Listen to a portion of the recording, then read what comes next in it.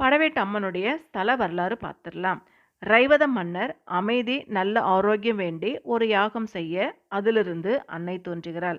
சிறந்த தவ சிரேஷ்டராக ஜமதக்னி முனிவரை திருமணம் செஞ்சுக்கிறாங்க. பதிவிரதை அப்படின்னு போற்றப்பட்ட அவளுடைய மகன்தான் பரசுராமன்.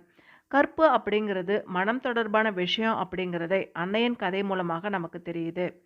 ரேணுகா தேவி எப்பவுமே தன்னுடைய கணவருடைய பூஜைக்கு நதியிலிருந்து சுடாத பச்சை மணலில் செய்த குடத்துலேருந்து தான் தண்ணி எடுத்துட்டு வர்றது வழக்கம். ஒரு முறை அப்படி மண்குடம் செய்து ஆற்றுல நீர் எடுக்கும் பொழுது வானத்தில் போகிற ஒரு கந்தர்வனை பார்த்துட்டு நன்றாக இருக்கிறானே அப்படின்னு நினச்ச அந்த நொடி மண்குடம் உடஞ்சி போயிடுது. மறுபடியும் மறுபடியும் குடம் செய்ய முயலும் பொழுது மண்ணில் உருவாக்க முடியாமல் போயிடுது.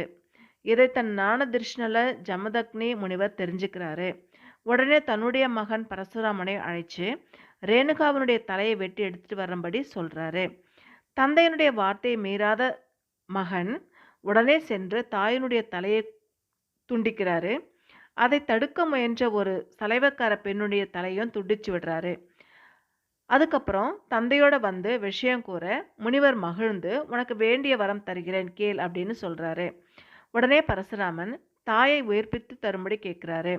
முனிவரும் நதிநீரை மந்திரித்து மகனிடம் கொடுத்து தாயினுடைய உடலோடு தலையை சேர்த்து வச்சு இந்த நீரை தெளிச்சா உன் தாய் உயிர் பெறுவாள் அப்படின்னு சொல்றாரு. ஆனா பதட்டத்துல பரசுராமன் உடலையும் தலையையும் மாத்தி விடுறாரு.